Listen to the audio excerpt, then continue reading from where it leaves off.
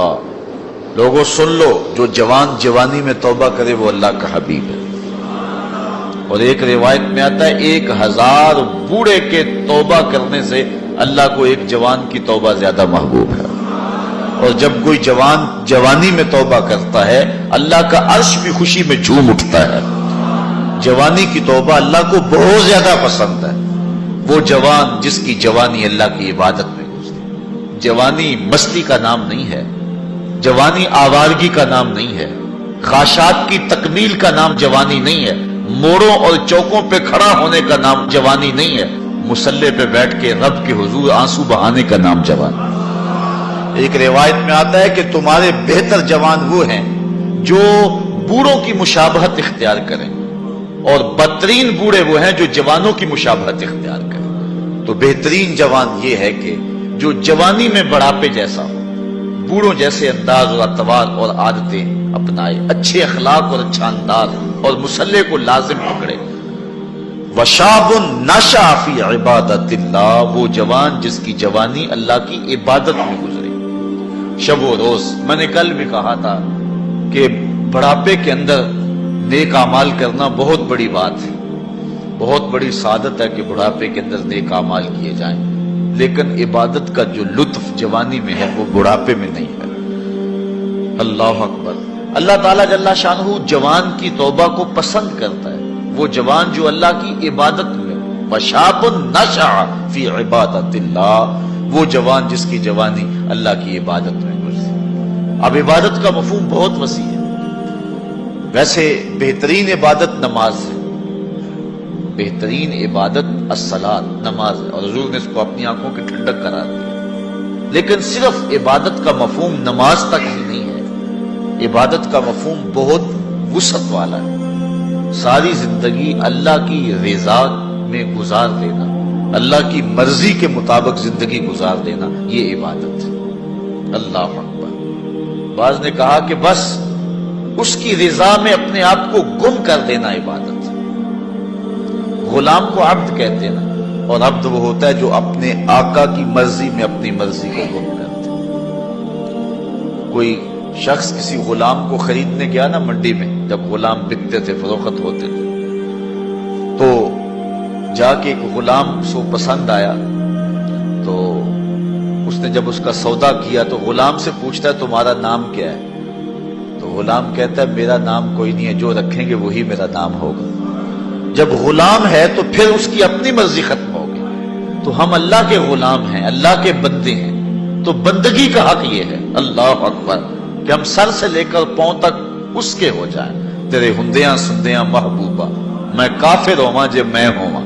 اپنی ذات کو تو فنا کرنا ہے، اپنی ذات کو تو قربان کرنا ہے۔ وہ جوان جس کی جوانی کے حسین ایام، جس کی جوانی کے خوبصورت لمحے، جبکہ بانکپن تھا، جبکہ خواہشات کا ہجوم تھا، جبکہ تمنائیں اپنے عروج پہ تھیں، لیکن اس نے سب کچھ اپنے رب کے لیے قربان کر دیا۔ سحری کے وقت اٹھ کے مصلی بچھایا اور آنسو بہائے، اور اللہ کے حضور عبادت کرتے ہوئے اپنی رات کو بسر کیا۔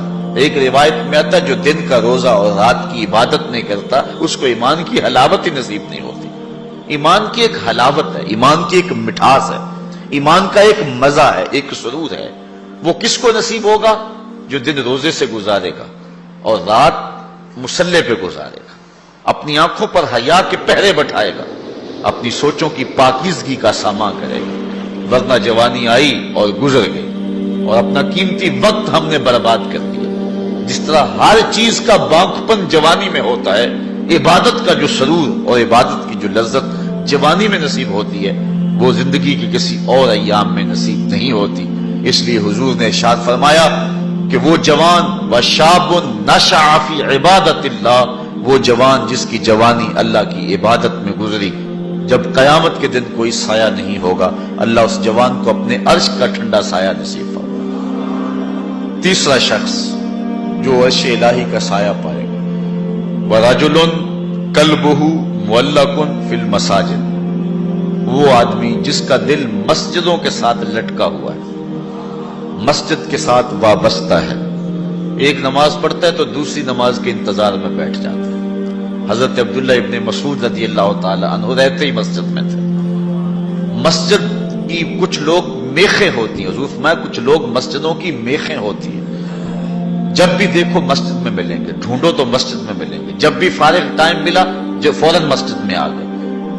فرمایا اگر وہ بیمار پڑ جائیں اور مسجد کی حاضری سے قاصر ہو جائیں تو اللہ کے کچھ فرشتے ہیں جو ان کا حال پوچھنے کے لیے ان کے گھروں میں جاتے ہیں، ان کی تیمارداری کے لیے جاتے ہیں۔ حکم ہے بازار میں دیر سے جاؤ اور جلدی واپس آ جاؤ، مسجد میں جلدی جاؤ اور دیر سے واپس آ جاؤ۔ المومن فی المسجد کالسمک فی الماء والمنافق فی المسجد کالطائر فی القفص۔ مومن مسجد میں اس طرح ہوتا ہے جس طرح پانی کے اندر مچھلی ہوتی ہے، اور منافق مسجد میں اس طرح ہوتا ہے جس طرح پنجرے کے اندر پرندہ پھنسا ہوا ہوتا ہے، کبھی مجبوراً آنا پڑ گیا تو جس طرح پھڑ پھڑا رہا ہے کہ بہت جلدی نکلنا ملے مجھے، اس طرح منافق کا جی مسجد میں نہیں لگتا۔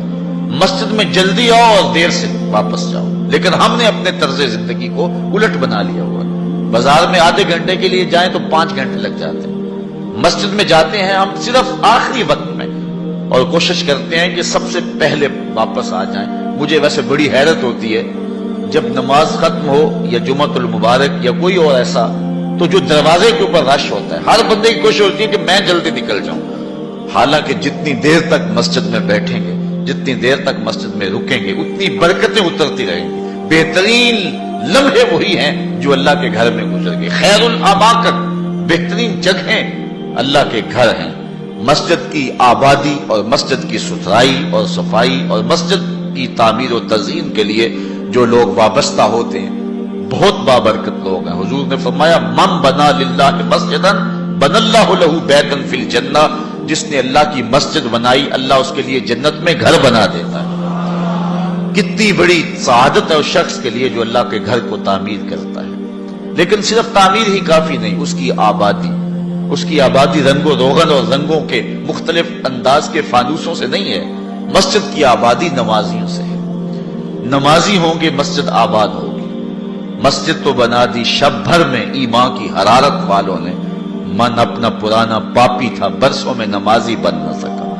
جو مسجدوں کو آباد رکھتے ہیں، جن کے دل مسجد کے ساتھ لگے رہتے ہیں۔ ایک بوڑھی خاتون تھی، وہ مسجد نبوی میں صفائی کیا کرتی تھی۔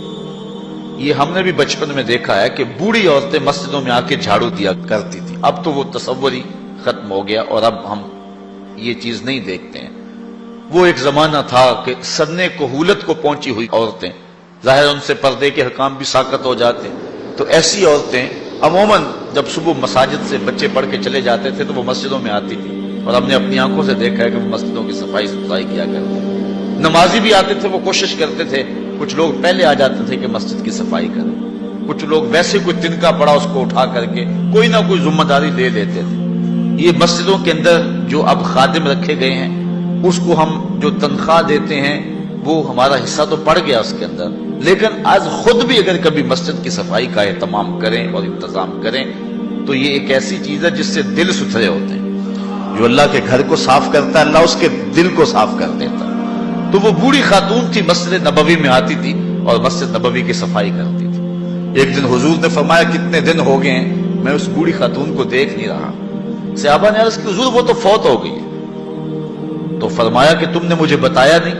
عرض کی حضور آپ مصروف ہیں کار نبوت میں، ہم نے سوچا کہ ایک عام سی خاتون ہے، ہم نے اس کا جنازہ پڑھا اور اس کی تدفین کر دی اور آپ کو نہیں بتایا۔ حضور فرمایا تم نے اس کو عام سمجھا ہے جو اللہ کے گھر کی صفائی کیا کرتی تھی؟ فرمایا مجھے بتاؤ اس کی قبر کہاں ہے؟ صحابہ کو حضور نے ساتھ لیا اور اس کی قبر پر پہنچے اور وہاں جا کے حضور نے دعا مانگی۔ جو اللہ کے گھر کو صاف کرتی ہے اور اللہ کے گھر کی صفائی کرتی ہے، حضور علیہ السلام فرمایا وہ عام نہیں ہے، وہ سعادت مند خاتون ہے جس کو یہ سعادت نصیب ہوئی، یہ دولت نصیب ہوئی کہ اللہ کے گھر کو صاف کرتی ہے۔ تو فرمایا وَرَجُلٌ قَلْبُهُ مُعَلَّقٌ فِي الْمَسَاجِدِ، وہ آدمی جس کا دل مسجدوں میں لٹکا ہوا رہتا ہے، ایک نماز کے بعد دوسری نماز کا انتظار کرتے ہیں۔ ایک روایت میں نے کہیں پڑھا ہے کہ جب کوئی بندہ ایک نماز کے بعد دوسری نماز کا انتظار کرتا ہے اور مسجد میں بیٹھا رہتا ہے، اللہ فرشتوں کو کہتا ہے دیکھو میرا بندہ نماز پڑھ لیا پھر بھی نہیں جا رہا، دوسری نماز کے انتظار میں ہے، تم گواہ ہو جاؤ میں نے اپنے بندے کی مغفرت فرما دی۔ وَرَجُلٌ قَلْبُهُ مُعَلَّقٌ فِي الْمَسَاجِدِ، وہ آدمی جس کا دل مسجدوں کے ساتھ لٹکا ہوا ہے، مسجد کے ساتھ وابستہ ہوا۔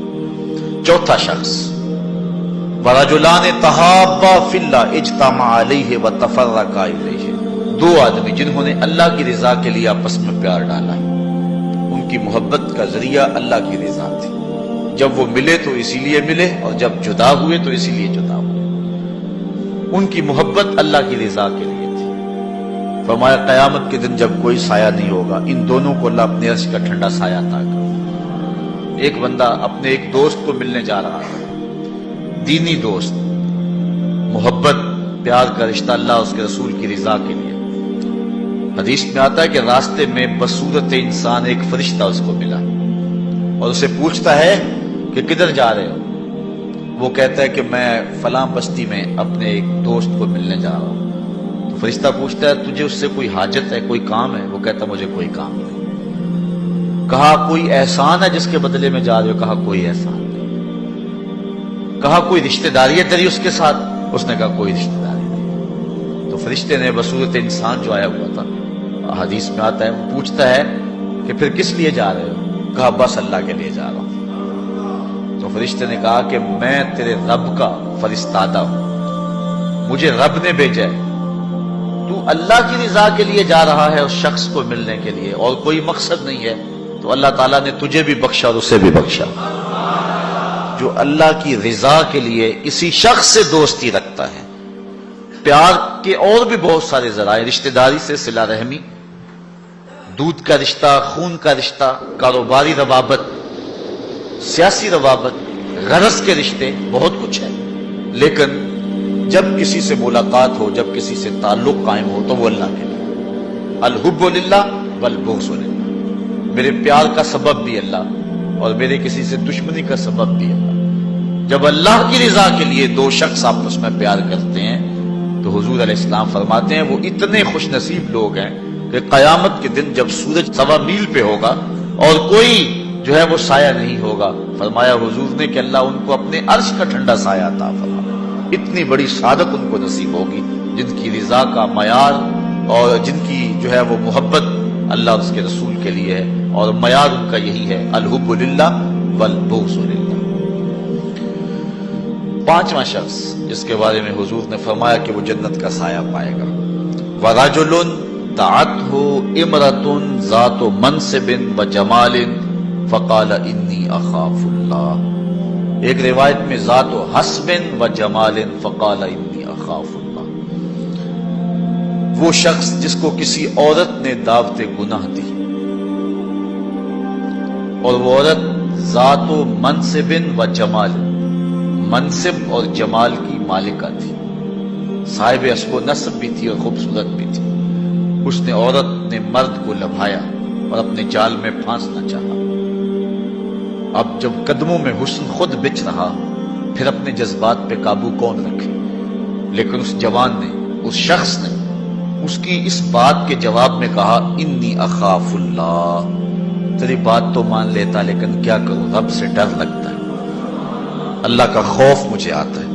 حضور فرمایا وہ شخص جس نے یہ کہہ کے قدموں میں بچتے ہوئے حسن کی اس پیشکش کو مسترد کر دیا، کل قیامت کے دن جب کوئی سایہ نہیں ہوگا اللہ اسے اپنے عرش کا ٹھنڈا سایہ عطا فرمائے۔ جس طرح ایمان کی ایک حلاوت ہے، اعمال کی بھی ایک حلاوت ہے، ایک مزہ، ایک مٹھاس ہے، لطف ہے، نیکی کی ایک حلاوت ہے، ایک سرور ہے نیکی کا جو ایک مومن پاتا ہے۔ نماز کا اپنا مزہ ہے، روزے کا اپنا سرور ہے، حج کا اپنا ایک مزہ ہے، زکوٰۃ دینے کا اپنا مزہ ہے، ظاہر دو تو لطف اپنا ہے، مخفی دو تو اس کا مزہ اپنا ہے۔ اسی طرح باقی اعمال صالحہ کا پھر مختلف مواقع پر ان اعمال کی ایک حلاوت ہے، ایک مٹھاس ہے۔ گھر میں نماز پڑھو تو اس کی مٹھاس اپنی ہے، مسجد میں پڑھو تو اس کا سرور اپنا ہے، جامع مسجد میں پڑھو تو اس کا لطف اپنا ہے، اور اگر سین حرم میں نماز پڑھنے کا موقع مل جائے اس کا مزہ اپنا ہے، اور گنبد خضرا کی قربت میں نماز پڑھنے کا مزہ مل جائے، ریاض الجنہ میں لمحے مل جائیں تو اس کا لطف اپنا ہے۔ اس طرح روزے کا اپنا مزہ ہے، روزہ رکھنے کا لطف اپنا ہے، روزہ کھولنے کا مزہ اپنا ہے۔ بچوں میں بیٹھ کے کھولو روزہ تو اس کا بھی ایک اپنا سرور ہے، مسجد میں بیٹھ کے دوستوں میں بیٹھ کے روزہ کھولو تو اس کا مزہ اپنا ہے، کسی اللہ والے کی صحبت اور اس کے قدموں میں بیٹھ کے روزہ کھولیں اور اس کا مزہ اپنا ہے، اور اگر روزہ کھولنے کے لیے مسجد نبوی کا صحن مل جائے تو اس کا سرور پھر اپنا ہے، اس کا مزہ پھر اپنا ہے۔ ہر عمل کا ایک لطف ہے، ہر عمل کی ایک حلاوت ہے، اور وہ حلاوت بندہ اتنی دیر تک اس سے متمتع نہیں ہو سکتا، اس سے فائدہ نہیں حاصل کر سکتا، اور وہ ایمان کی حلاوت اور لذت پا نہیں سکتا جب تک اس کی نظر پاک نہیں ہوتی۔ اگر کوئی بندہ چاہتا ہے کہ میرے باطن میں انوار چمکے تو رزق حلال کا اہتمام کرے، ورنہ سینہ روشن نہیں ہو سکتا، جو مرضی کر لے، اگر رزق پاک نہیں ہے تو سینے میں روشنی نہیں آ سکتی، اور اگر نظر پاک نہیں ہے تو عبادت کی حلاوت نہیں مل سکتی۔ نماز پڑھتا ہے، سجدہ کر رہا ہے، قیام کرتا ہے، بس ایک مشق کر رہا ہے، لیکن اس کی ایک حلاوت ہے، اس کا ایک سرور ہے، اس کی ایک لذت ہے، اس کا ایک کیف ہے جو مومن کے سینے کے اندر جو ہے وہ چھا جاتا ہے۔ ذکر کا ایک مزہ ہے نا، اس مزے کو حضرت سلطان باہو کہتے ہیں نا، اندر بوٹی مشک مچایا اتے جان پھلن تے آئی ہو، پھر وہ کیفیت بنتی ہے کہ نہیں بنتی ہے؟ تو وہ سرور بندے کو نہیں ملتا جب تک اس کی نظر پاک نہیں ہوتی۔ اگر نظر بگڑ جائے تو من سننا ہو جاتا ہے، اندر کچھ نہیں رہتا، اور پھر اگر انسان زنا جیسی بری خصلت میں مبتلا ہو جائے تو پھر اس کے پلے کیا رہے گا؟ اللہ تعالیٰ نے فرمایا کہ کرنا تو دور کی بات ہے، لا تقربوا الزنا، اس بری خصلت کے قریب بھی نہ جانا۔ اس لیے مبادیات سے بھی روک دیا گیا، مبادیات سے بھی منع کر دیا گیا۔ تو فرمایا جس شخص کو کسی عورت نے دعوت گناہ دی، اس طرح کسی عورت کو کسی مرد نے دعوت گناہ دی، اور اس عورت نے اپنی عصمت اور اپنی آبرو کی حفاظت کی، اور اس کو کہا پیچھے ہٹ جا، مجھے اپنے رب سے ڈر لگتا ہے، اور اسی طرح کسی مرد کو کسی عورت نے دعوت گناہ دی، اس نے کہا فقال انی اخاف اللہ، میں اللہ سے ڈرتا ہوں۔ اللہ اکبر۔ تو حضور فرمایا اس کو یہ اعزاز ملے گا۔ امام یافعی نے روض الریاحین کے اندر لکھا ہے کہ ایک نوجوان کپڑے کی دکان پہ کام کرتا تھا، اور تھا بڑا پارسا اور بڑا خوبصورت، دل کا بھی ستھرا تھا، ظاہر کا بھی ستھرا تھا، من بھی سونا تھا اور تن بھی سونا تھا، بڑا خوبصورت تھا۔ ایک عورت خریداری کے لیے آئی، اس کا دل فریفتہ ہو گیا، اور اس نے ایک ترکیب سوچی، اور دوبارہ آئی تو بہت زیادہ کپڑا خرید لیا، اور مال کے دکان سے کہنے لگی کہ میری گٹھڑی باری ہو گئی ہے، اس نوجوان کو کہو کہ میرے گھر چھوڑ آئے۔ مالک اس عورت کی نیت سے آگاہ نہ ہو سکا، اور اس نوجوان کو اس کے ساتھ بھیج دیا۔ جب وہ گھر میں داخل ہوئی، نوجوان کو گھر میں لے گئی، باہر سے دروازہ مقفل کر دیا، اور اس کو دعوت گناہ دی۔ اس نے کہا انی اخاف اللہ، میں تیری بات نہیں مان سکتا۔ اس نے کہا کہ آج تجھے میری بات ماننا ہی پڑے گی۔ حیا سوز لباس بھی اتار پھینکا اور اس کو دعوت گناہ دینے لگا۔ یہ شیطان کا انتہائی سخت جال ہے، اس جال میں اس نے بڑے بڑے لوگوں کو پھانس لیا۔ اب اس نوجوان کو وہ ورغلاتی ہے، کوشش کرتی ہے، لیکن نوجوان ہے کہ اپنی نظروں پر پہرے بٹھائے، آنکھیں بند کر لیتا۔ اس نے بڑے ہیلے کیے، بڑے جتن کیے، لیکن وہ نوجوان صرف سونا ہی نہیں تھا، اللہ کا ولی بھی تھا۔ اس نے بہت جال پھینکے، لیکن نور کو رسیوں میں جکڑا نہیں جا سکتا۔ خیر، وہ نوجوان کے دل میں بات آئی کہ شیطان کا یہ جال انتہائی خطرناک جال ہے، ابھی تک تو بچتا آ رہا ہوں، ہو سکتا ہوں کہ ابھی اس کے جال میں پھنس جاؤں۔ اس نے کہا کہ مجھے باتھ روم میں جانے دو، پھر میں آ کے تمہیں بتاتا ہوں۔ وہ اندر چلا گیا، پاخانہ کیا، اپنے ہاتھوں پہ کر کے پورے بدن پہ مل لیا، اور اسی حالت میں جب باہر آیا تو بدن سے بدبو اٹھ رہی تھی، عورت کا سارا نشہ اتر گیا۔ دروازہ کھول دیا اس نے، کہا چلا جا، تو کوئی دیوانہ اور مجنون شخص ہے۔ جب وہ دروازے سے باہر نکل رہا تھا، دل ہی دل میں اللہ کا شکر ادا کر رہا تھا، مالک میرا تن گندا ہو گیا، من تو ستھرا رہا۔ کائنات کا سب سے حسین چہرہ وہ ہے جو جنسی کالک سے محفوظ رہے۔ امام یافعی لکھتے ہیں کہ باہر پھر ایک چشمہ تھا، وہاں جا کے اس نے غسل کیا، اور جب تک وہ زندہ رہا اس کے جسم سے مشک و عنبر کی خوشبو آتی رہی۔ اب جب وہ فوت ہو گیا، لوگوں نے دفن کر دیا، یہ خوشبو اس کی قبر کی مٹی سے بھی آیا کرتی تھی۔ یہ اعزاز دیا اللہ نے اس کو، یہ تکریم دی۔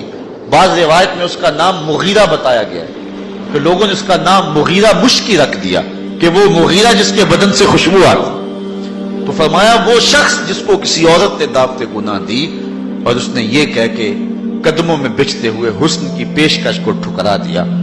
فرمایا کل قیامت کے دن جب کوئی سایہ نہیں ہوگا اللہ اس جوان کو اپنی عرش کا ٹھنڈا سایہ نصیب فرمایا.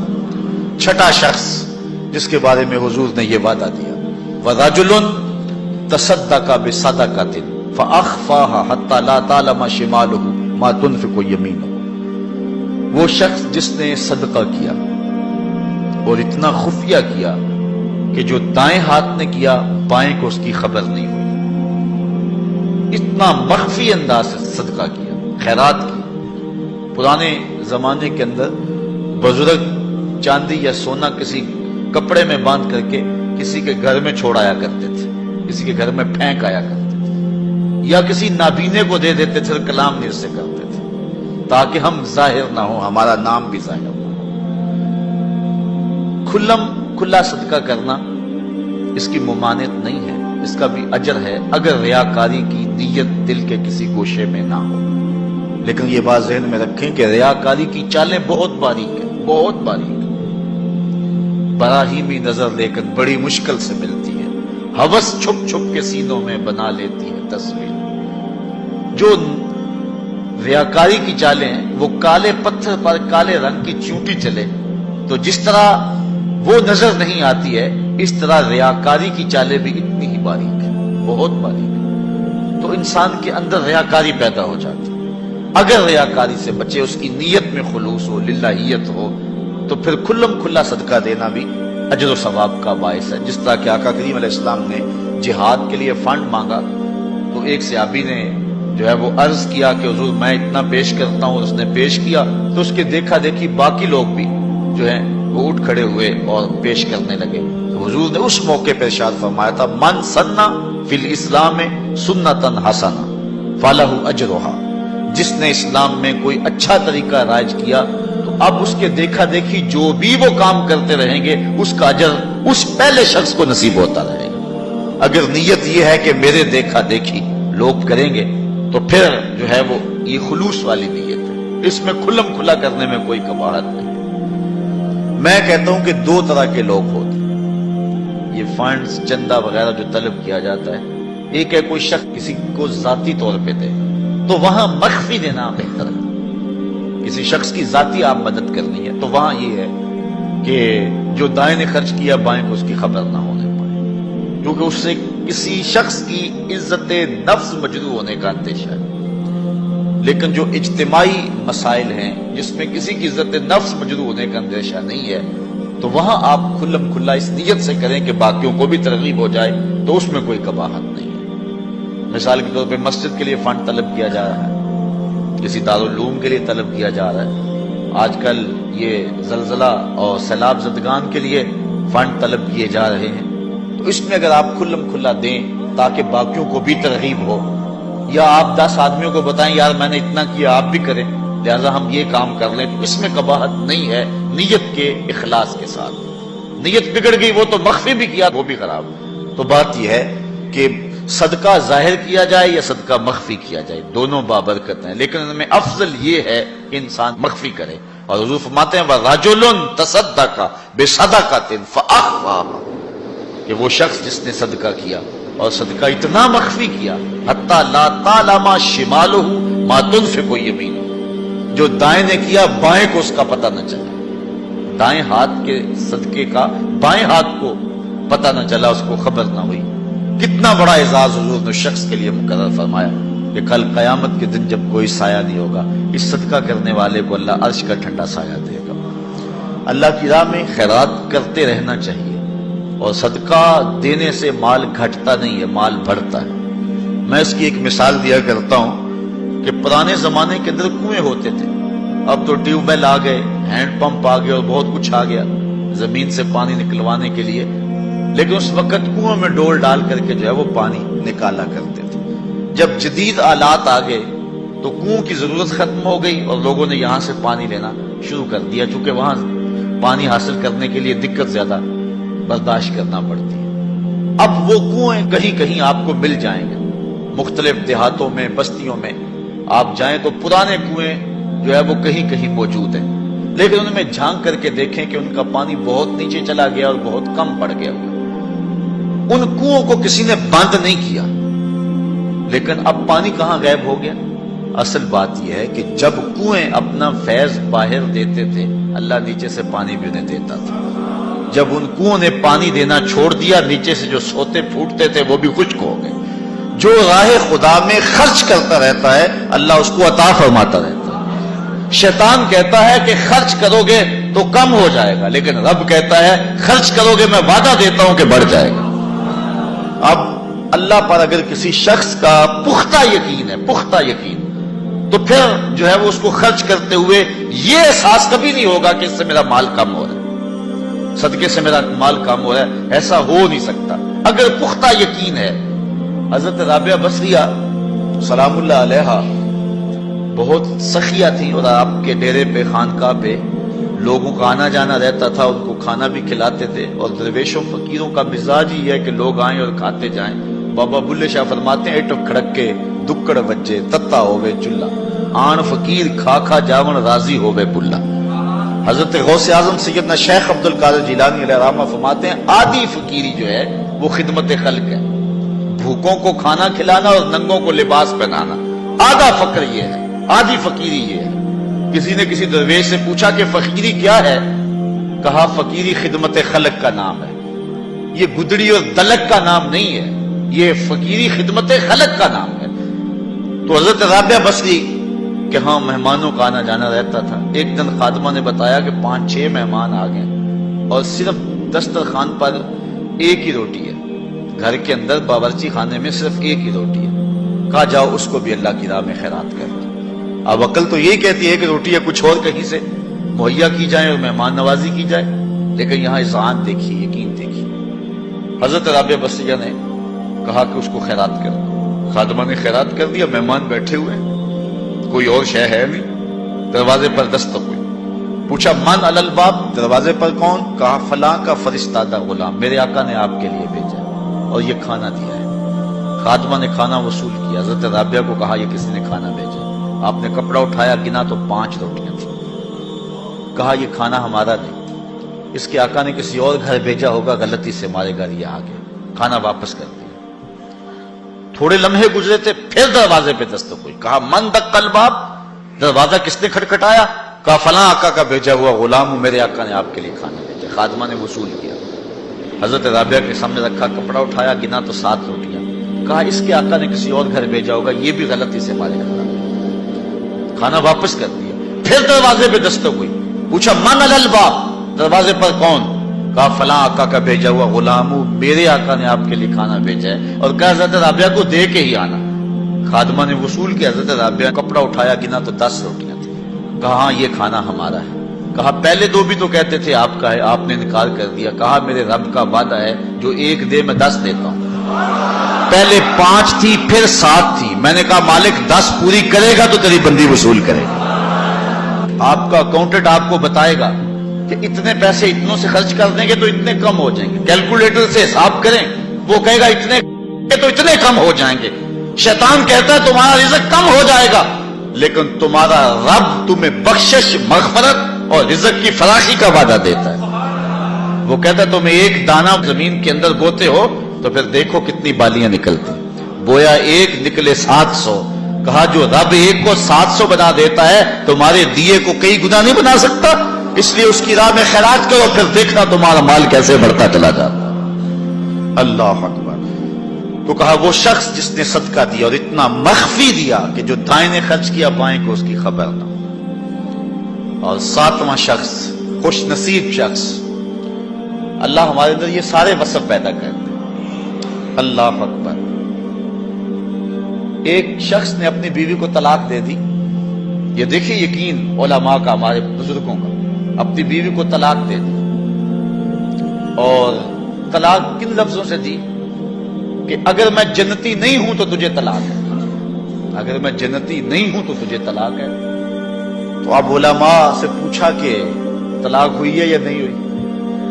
علماء کہنے لگے ہم نہیں بتا سکتے، چونکہ طلاق کو معلق کیا گیا، تو اب ہمیں تو نہیں پتا کہ تو جنتی ہے یا نہیں ہے، اب ہم اس کے بارے میں کوئی رائے نہیں دے سکتے۔ قاضی ابو یوسف علیہ رحمہ، امام اعظم امام ابو حنیفہ کے شاگرد، ان کے پاس مسئلہ گیا. آپ نے شخص کو بلایا, کہا کبھی ایسا ہوا ہے کہ کسی عورت نے تجھے دعوت گناہ دی ہو اور تو نے کہا ہو میں اللہ سے ڈرتا ہوں؟ اس نے کہا ہاں ایک مرتبہ زندگی نہیں ہوا. کہا تیری بیوی کو پھر کوئی طلاق نہیں, اس لیے کہ حضور نے فرمایا ہے کہ وہ شخص جس کو کسی عورت نے دعوت گناہ دی اور اس نے کہا میں اللہ سے ڈرتا ہوں, فرمایا کل قیامت کے دن جب کوئی سایہ نہیں ہوگا یہ بندہ عرش کا سایہ پائے گا. تو کہا پھر پکی بات ہے کہ تو جنتی ہے, تو جہنم میں جا ہی نہیں سکتا چونکہ یہ رسول اللہ کا وعدہ ہے. اللہ اکبر. تو اتنا یقین تھا ان باتوں پہ ہمارے بزرگوں کو, اس لیے کہا یہ حضور کی حدیث ہے, اگر یہ بات ہے تو کوئی طلاق نہیں ہوئی. قاضی ابو یوسف نے فتویٰ دیا. تو یہ دعا کریں کہ اللہ تعالیٰ یہ 7 اشخاص کے جو اوصاف ہیں جن کے بارے میں وعدہ جنت ہے, اللہ تعالیٰ ہم سب کو نصیب فرمائے. نظر کی حفاظت کی توفیق دے, خیالوں کو پاکیزگی دے دے. میں ایک شخص کو جانتا ہوں جس کو دعوت گناہ دی گئی لیکن اس نے اپنی آبرو کی حفاظت کی. رات کو سویا تو حضرت میاں میر علیہ الرحمہ خواب میں ملے. اللہ اکبر. اور آپ نے فرمایا تجھے مبارک ہو, تو نے سنت یوسفی ادا کی ہے. کیسا حسن تھا, کیسا جمال تھا جناب یوسف کا. لیکن آپ دیکھیے قرآن پڑھیے, سورہ یوسف اٹھائی, ایسے تو مرتبے نہیں ملے. کیسے کمال ہیں ان لوگوں کے, اپنی آرزوؤں پر کیسے پہرے بٹھائے ہیں اور کس طرح اپنی خواہشات کے آگے بند باندھے ان لوگوں نے. جب 7 دروازے مکفل کر دیے اور حضرت یوسف علیہ السلام کو زلیخا کہتی ہے تلک, اب تو آ جاؤ نا, اب تو کوئی نہیں دیکھ رہا, اور موٹا کپڑا ڈال دیا اس بت کے اوپر جو وہاں اس نے اپنے کمرے میں رکھا ہوا تھا. حضرت یوسف علیہ السلام بولے کالا معاذ اللہ, تو موٹا کپڑا ڈال کے اپنے خدا سے چھپ گئی ہے, میرا خدا تو 7ویں کوٹڑی میں بھی دیکھ رہا. اور پھر اتنی روشنی برسی, اتنے اجالے برسے, گناہ کیا گناہ کا تصور بھی محال ہو. تو 7واں شخص جس کے بارے میں حضور نے فرمایا وَرَجُلٌ ذکر اللہ خالیا ففاضت عیناہ, وہ شخص جس نے تنہائی میں اللہ کا ذکر کیا, کوئی دیکھنے والا نہیں تھا, ریا کا شائبہ بھی نہیں تھا, تنہا بیٹھا ہوا تھا, سحری کا وقت تھا, مصلی بچھا ہوا تھا, اور وہ اللہ کا ذکر کرنے لگا. پھر ذکر کا سرور من میں اترنے لگا. پھر کیا ہوا, ففاضت عیناہ, خوف خدا کی وجہ سے اس کی آنکھ میں آنسو آ گئے, اللہ کی یاد میں, اللہ کے ذکر میں رونے لگا. حضور فرمایا کل قیامت کے دن جب کوئی سایہ نہیں ہوگا, اس ذاکر کو اللہ اپنے عرش کا ٹھنڈا سایہ نصیب فرمائے. اٹھتے بیٹھتے چلتے پھرتے تنہائی میں, خلوت میں, جلوت میں اللہ کے ذکر سے اپنا تعلق جوڑیے. اللہ کا ذکر دلوں کے لیے جلا کا باعث ہے. لکل شیء ثقالہ وثقالۃ القلوب ذکر اللہ. حضور فرمایا ہر شے کا زنگ دور کرنے کے لیے کچھ نہ کچھ بنایا گیا ہے, دلوں کا زنگ اللہ کی یاد سے دور.